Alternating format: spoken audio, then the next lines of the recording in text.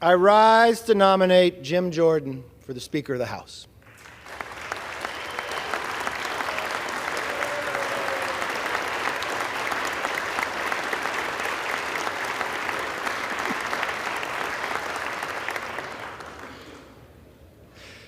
Now, I've listened to the speeches this week, and I can already tell you what my friends on the other side will say using their poll-tested phrases.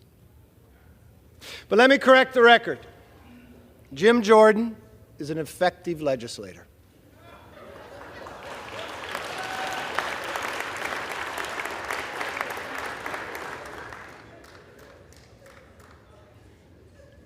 To legislate is about more than the name on the bill.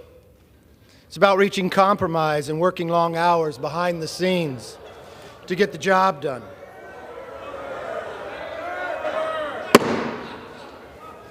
The House will come to order. Gentlemen may resume. When you are the chairman of a committee, you are responsible for dozens of bills passing the House and being signed into law. So let me tell you a few facts that don't come out in the polls. As the leader of the Judiciary Committee, Jim has passed more bills through the House in just 3 years than the entire Democrat leadership team that has their collective 28 years in Congress.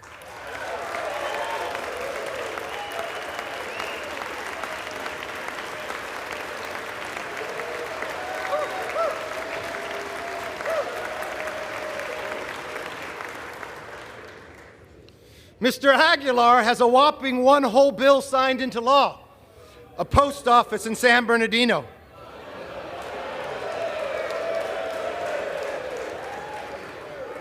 I guess that's good enough to be caucus chair. Jim Jordan, on the other hand, has a hand in drafting bills like the REINS Act to curb unaccountable bureaucrats. He helped negotiate and pass H.R. 2, the strongest border security bill this House has ever passed.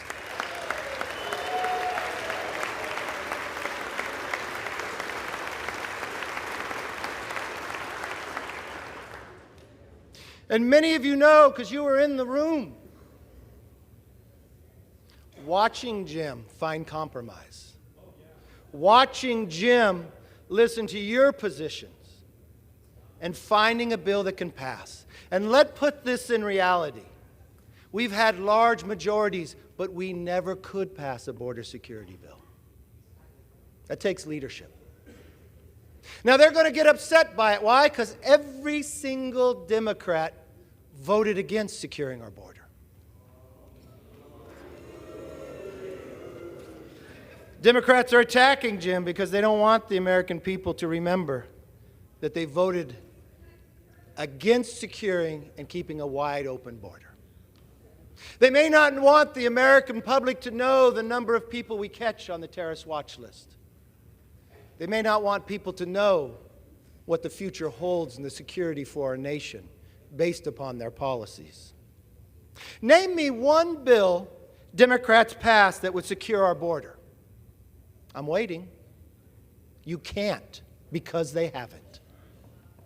Mr. Speaker, the truth is, if we measure lawmakers by how many bills have their name on it, we are using the wrong measuring stick. Some of my members I know with the most bills to their name are the most selfish. Jim Jordan, on the other hand, is one of the most selfless members I've known.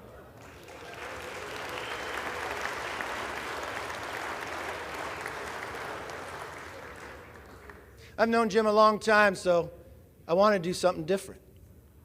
I actually called the freshman members on his committee and asked them, what do you think of your chairman? Here's just a few. I quote, Jim empowers every member of judiciary to pursue what interests them. I quote by another, he lets each of us take the lead on the issues that are important to us, even letting freshmen and junior members take important roles. Another one, he trusts our judgment on how we handle issues and witnesses, and always seeks our input on key issues. Another, as a freshman, he had me lead off a hearing that related to my subject matter expertise, and he goes out of his way to highlight member successes. He is straightforward, honest, and reliable. That is who Jim Jordan is, and that's what being a speaker is all about.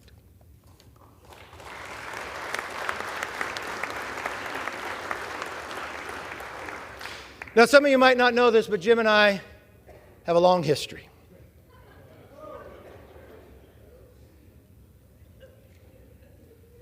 We created because we take our job serious.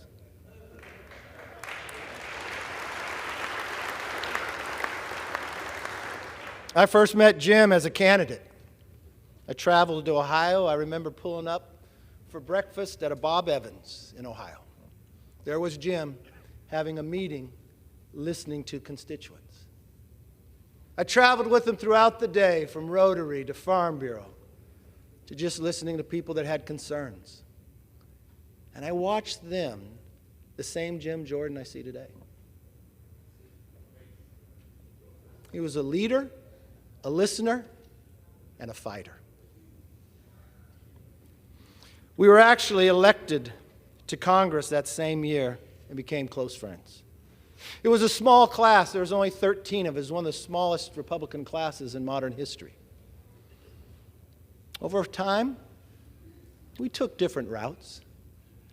Jim actually ran against me for leader in 2018. It was a hard-fought battle.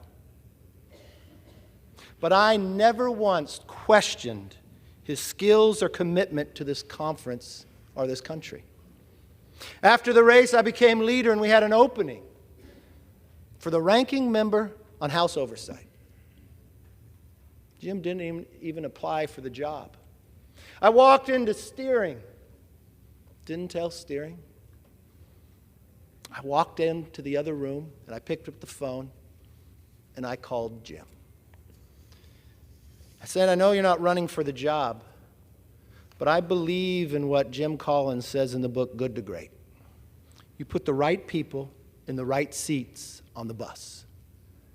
And Jim, you and I may have challenged one another, but you were the right person for that seat. And it was right when you took that job. It was right again when I asked Jim to step up and join the Intel Committee when Democrats put politics over people and turned the Intel Committee into an impeachment committee. It was right again when we asked Jim to step up and be the right person to lead Judiciary Committee as chairman. And Jim is the right person to take that seat behind me to be our next Speaker of the House.